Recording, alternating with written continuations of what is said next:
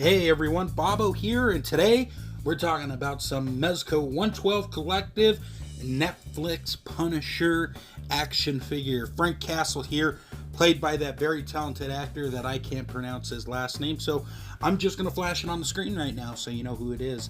Anyways, on the back, we have all the accessories that come with the figure and whatnot. Some people wish that this Punisher came with a little more weapons.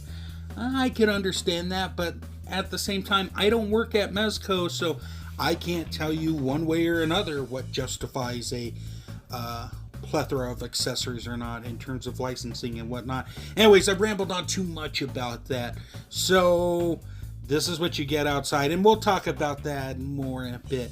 So here he is with this cool leather jacket on, looking like a bad man.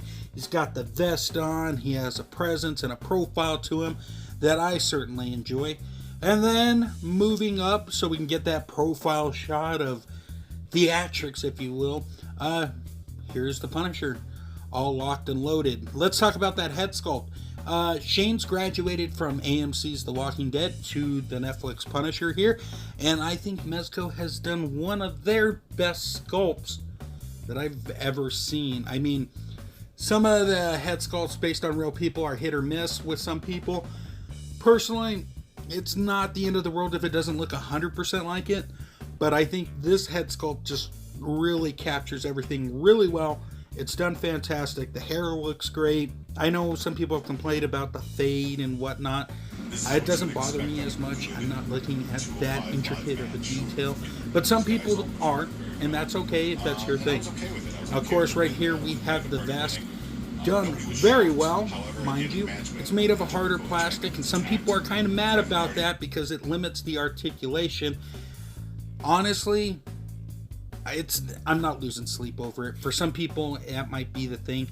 Some people just love to complain and be like, why didn't I get it that way and whatnot. I mean, it's got cool details on it. It can hold a knife. It can hold a gun. It's got an intricate design to it. The paint's done well. What's not to like about that? I mean, articulation aside, it looks cool, so I'm down with the clown. Actually, I'm not. So I guess right now we should probably just remove the vest and see what he looks like underneath. And underneath, it's just a black shirt. Just plain black long sleeve shirt there. And as you can see, he does have articulation. He does utilize that Joker mold that people like to call it. And for some people, they're going to hate it. Others are going to like it. And some people are in the middle. I'm kind of like cool with it, and it doesn't bother me.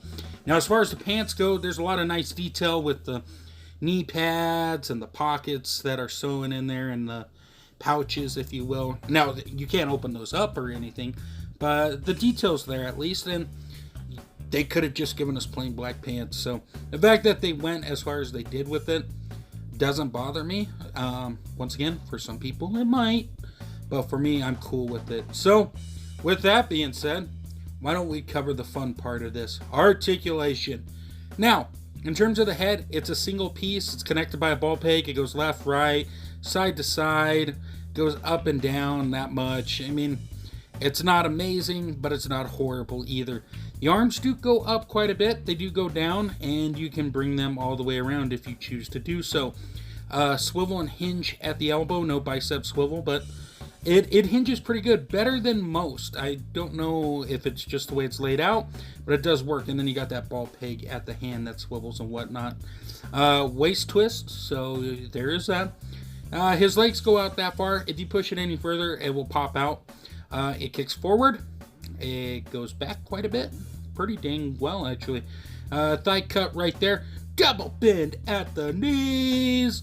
And no boot swivel or anything like that, but the ball peg does go down and up at the foot, and then it rocks side to side like so, and then of course peg holes at the bottom. Now, in terms of accessories, we're going to break this down in a couple ways. I'm going to show you a whole bunch of pictures of the accessories. I think it's easier, it saves you time and money, and then I have a nice little video at the end, or in between that I should say, so you can see what's going on. So starting off, 2 fists ready to punch bad dudes in the face, 2 trigger hands That's also nice. So he can shoot people and go bang, bang, bang, bang. The gun has a lot of detail. The revolver actually has the part that spins.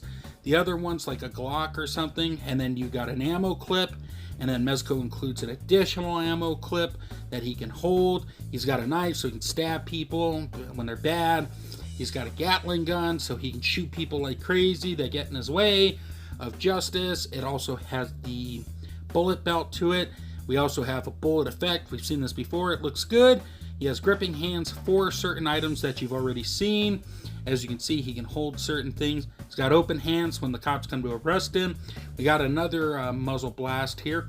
We've seen this before. Still looks good. Always nice to have more muzzle blasts. It's nice that they include these. And then here's our stop motion. Bang, bang. Boom, boo, boo. So you can see all those weapons in action. That way you know how they work. And then we have an alternate head sculpt here. A little beat up and bruised. You know, he's got cuts and whatnot, bloody. Mezco did a good job on that as well. Then, of course, you can put the stuff in the tactical vest. It fits in there nice and secure. We have our 112 base, arm stand, and goodie bag. And our last accessory here is the jacket. I'm kind of torn on the jacket, I'll be honest with everyone. It's hit or miss. It's not hard to put on or anything. And it's cool that Mezco included that wire, but it sometimes works really well, and other times it just looks big and poofy. If you play around with it and manipulate it, you can get it to work. I've gotten it to work. I don't think I get it to work in this video, but because I was going to spend all day on it. But you can get things to work, and that's nice. So really no big issues, minus the fact that it kind of looks poofy from certain angles and stuff. But the material's great. The bendy wire is a plus, and I dig it. I don't think I'm going to keep the jacket on him, though. Just personal taste. And for this size comparison, I'm only going to compare him between the two other Netflix characters we got, which both happen to be Daredevil. As you can see, they all look great with one another. I don't know if Black Suit Daredevil actually encountered Frank Castle like this, but regardless, there's your size comparison. I do love the figure though, and that's just me saying I was a fan of the TV/movie series on Netflix. It may not be everyone's cup of tea, I get it. Some people have some gripes about the articulation. I also get that as well, but you knew what was going on to this as long as you were following what was going on with it, if that makes any sense. But at the end of the day, if you dig Punisher, you dig Shane as Punisher, go ahead and pick it up. With that being said though, guys, I think that's going to do it for me. If you get some free time, check out some of the people who make this show possible. Share your comments and thoughts. I love reading them. I will have a slideshow at the end. I hope everyone's doing well. Thank you for stopping by, and until next time, everyone, great googly moogly.